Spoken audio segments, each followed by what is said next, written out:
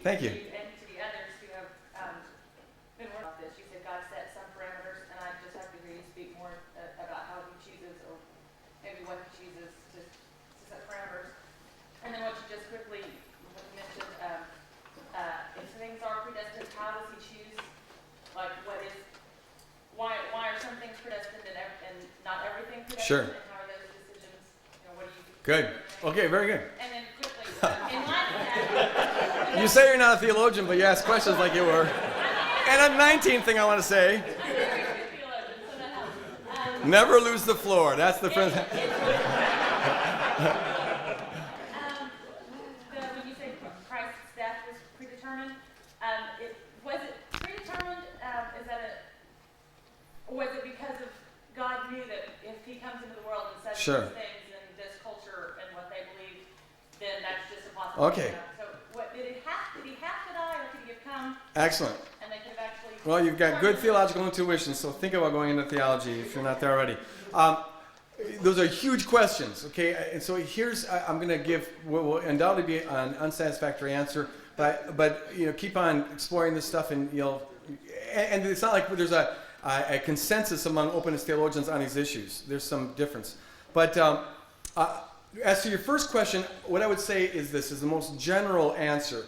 I don't think it's possible for us to know specifically what is and is not predestined.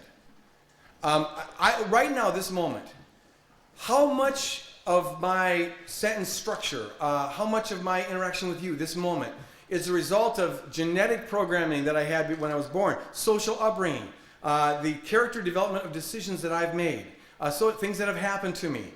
To what degree am I genuinely in this moment libertarian free?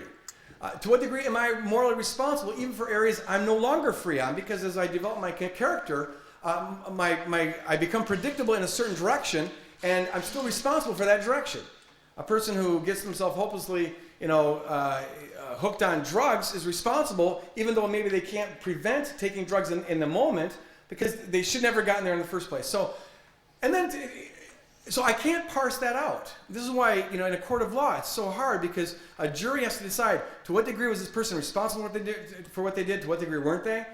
I don't think we can ever know the specifics. But we can know in general.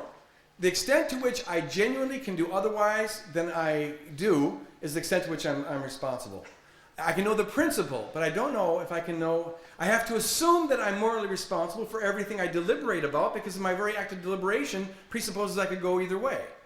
But I can't parse that out any more specific than that. So for all of world history, it's hard to know what was settled ahead of time, what wasn't settled ahead of time, what became settled as the thing played out. Unless Scripture specifically tells us, it's really hard to know those things. But about Scripture specifically telling us, was it like the Exodus story?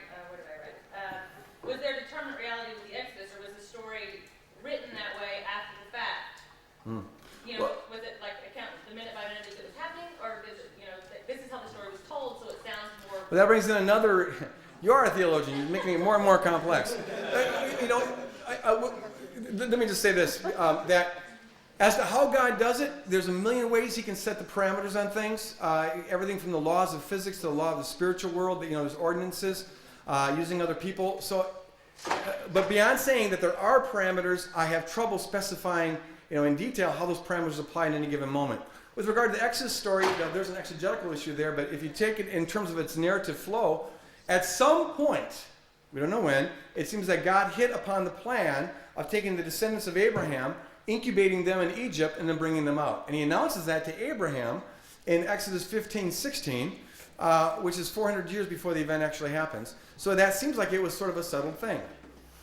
Same thing with the crucifixion of Christ. Revelations 13:8 says that the Lamb was slain from the foundation of the world. Does that mean that God knew that that Jesus Christ would have to die on the cross going into creation? That sooner or later human beings would fall? Or was that just sort of a contingency plan that God had in place in case human beings fell? I'm inclined to think the former, that this was in fact, when you enter into love, you're going to get hurt even if you're God creating the world for the first time. But others would disagree with that. But at some point, it's really clear that by the time you get several hundred years before Christ, it looks like the crucifixion is a certain thing. Isaiah 53 and those kind of prophecies seem to really suggest that. Very good question. I'm glad this slide came back up because there's the question. Must be a God thing.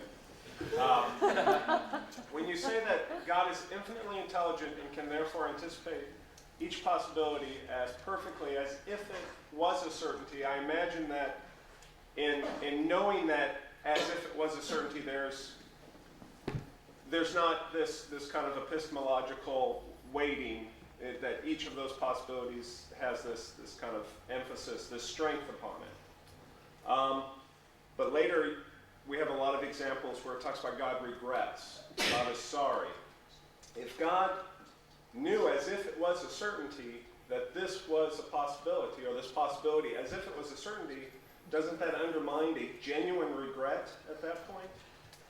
I don't think so, but it's a very good question. The point of the infinite intelligence piece is that God is no less prepared for what comes to pass, regardless of what comes to pass.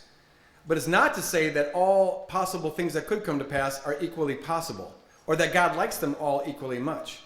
God is prepared for terrible outcomes. He regrets those, but he's got a plan in place, I think, because it was always possible that would happen. Sure. And I certainly don't disagree with that. I just wonder if talking about those as if they were certainties doesn't cause some problems. It might. And maybe it's because we tend to regret things that... because if I can't be certain that something will happen and both regret it.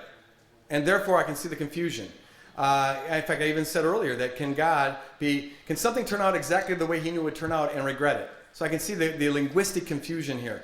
So I'm applying the point here in a very specific way that I maybe need to qualify. I think you're right about that. That it applies to his level of preparedness in terms of response.